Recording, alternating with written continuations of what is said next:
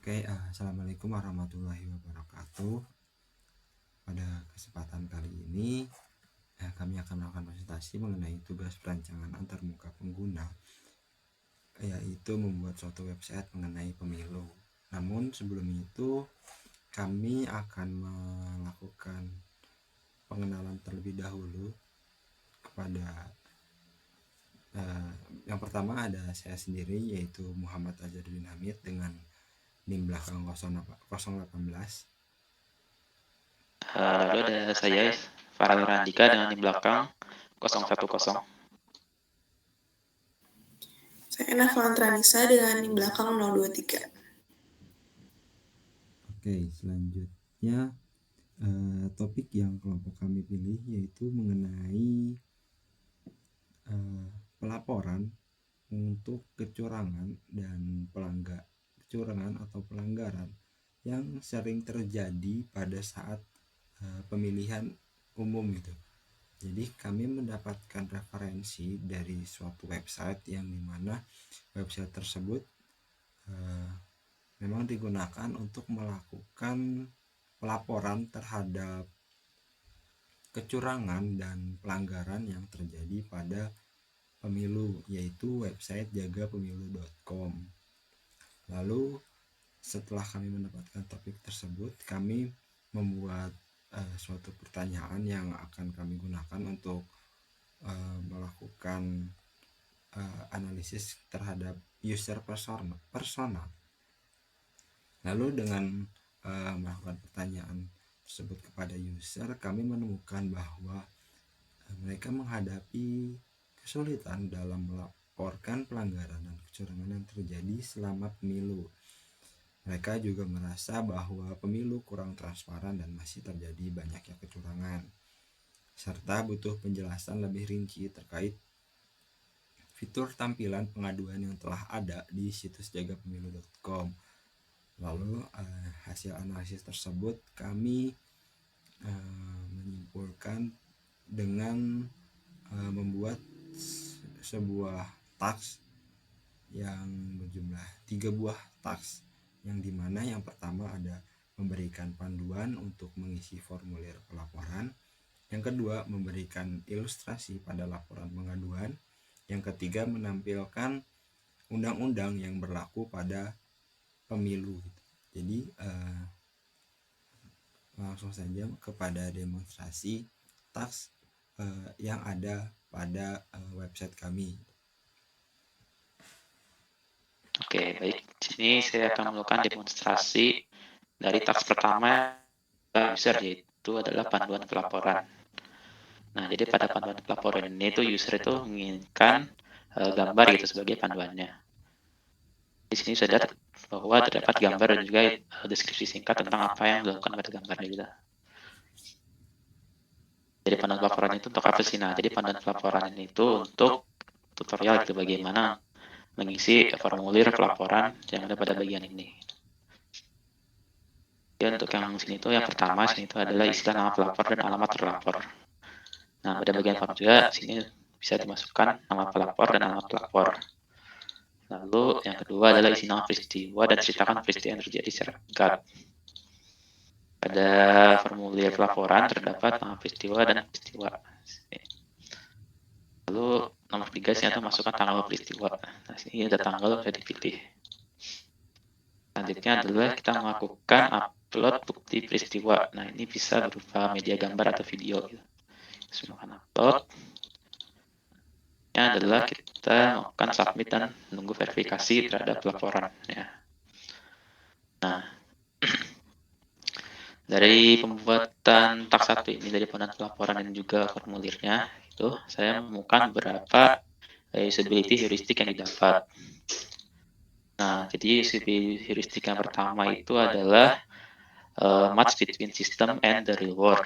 Nah, bisa dilihat itu terdapat pada bagian icon uploadnya gitu ya, yang sudah sesuai dengan dunia nyatanya. Lalu yang kedua adalah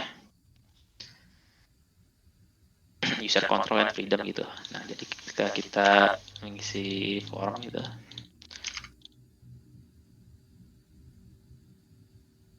pada bagian submit ini terdapat apakah dapat tombol cancel gitu yang memberikan jika user ingin membatalkan. Nah, selanjutnya yang ketiga itu adalah error prevention gitu.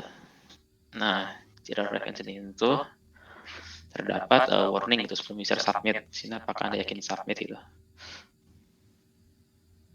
Nah, selanjutnya cek yang keempat itu recognition, retro, dan recall gitu. Nah, jadi saya lihat sini ada tombol next untuk lanjutkan ke form pelaporan yang sudah sesuai dengan fungsi sebelumnya itu panduan pelaporan. Lalu selanjutnya ada help user recognize Javas and recover from error. Nah, jika kita mengisi formulirnya tidak lengkap gitu, misalnya sini kita lupa satu bagian atau lupa upload bukti, maka sini akan ada warning gitu. Ada error muncul, itu isi semua bagian pada form. Nah, mungkin untuk task 1 itu yang bisa saya sampaikan. Dilanjutkan oleh task selanjutnya.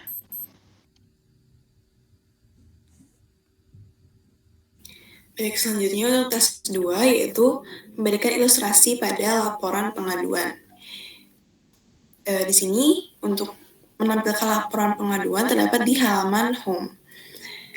Di halaman home terdapat deskripsi singkat mengenai apa itu kawal pemilu, kemudian terdapat tombol yang untuk mengarahkan bagaimana cara membuat laporan. Tombol ini akan mengarahkan pada panduan laporan yang telah dijelaskan sebelumnya. Kemudian setelah mengisi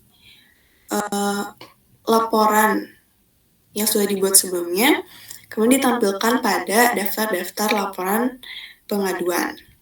Di sini di task 2 yaitu menambahkan ilustrasi untuk yang berguna untuk memberikan kemudahan dan menarik untuk user sehingga user mengetahui tentang apa pengaduan ini. Di sini terdapat judul dari laporan, kemudian kategorinya, dan deskripsi singkat mengenai laporan tersebut.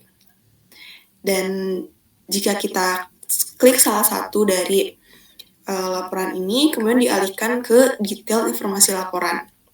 Di sini terdapat judul, ilustrasi, dan deskripsi dari peristiwa pelaporan yang telah dilaporkan sebelumnya.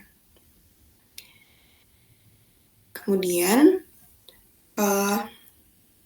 pada halaman ini kita dapat melihat usability heuristik yang berupa visibility of system status. Di sini terlihat di navigasi bar terdapat tanda bahwa kita berada di halaman home.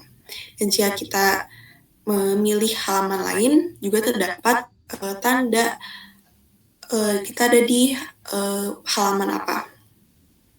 Kemudian yang selanjutnya terdapat konsistensi dan end standard. Di sini kalian mengambil konsistensinya berupa jenis font yang digunakan dan tema warna. Di sini tema warna yang kami gunakan itu biru, dan dapat lihat juga untuk setiap tombol-tombol kita menggunakan warna yang sama. Kemudian selanjutnya terdapat aesthetic and minimalist design. Di sini kami menampilkan konten seminimalis mungkin agar tetap relevan dengan tujuan web ini, yaitu untuk membuat laporan dan menampilkan laporan tersebut. Oke, saya cukup. Terima kasih. Oke, selanjutnya untuk task yang ketiga. Jadi pada website ini untuk task yang ketiga yaitu untuk menampilkan undang-undang, terdapat page sendiri yaitu page undang-undang. Nah, di task ini tuh menampilkan seluruh undang-undang yang berlaku pada pemilu gitu. Jadi dimulai dari undang-undang yang sudah lampau hingga undang-undang yang memang masih relevan pada saat ini. Lalu di sini terdapat pagination yang dimana ketika terdapat ada 3 pagination gitu, ada page untuk yang pertama, kedua, dan yang ketiga. Lalu di sini untuk yang di page yang ketiga merupakan undang-undang yang memang sudah lama ada gitu dan masih digunakan gitu untuk menjadi referensi undang-undang yang sekarang. Lalu jika kita memilih salah satu undang-undang, maka akan dialihkan ke suatu website yang itu JDIH KPU, yang dimana website ini digunakan oleh KPU untuk menampilkan undang-undang yang memang berlaku pada pemilu tahun ini gitu, yaitu pemilu 2024. Lalu untuk selanjutnya yaitu mengenai presentasi selanjutnya yaitu mengenai capaian yang didapat pada saat melakukan pengerjaan tugas ini. Kami mendapatkan suatu pembelajaran yang dimana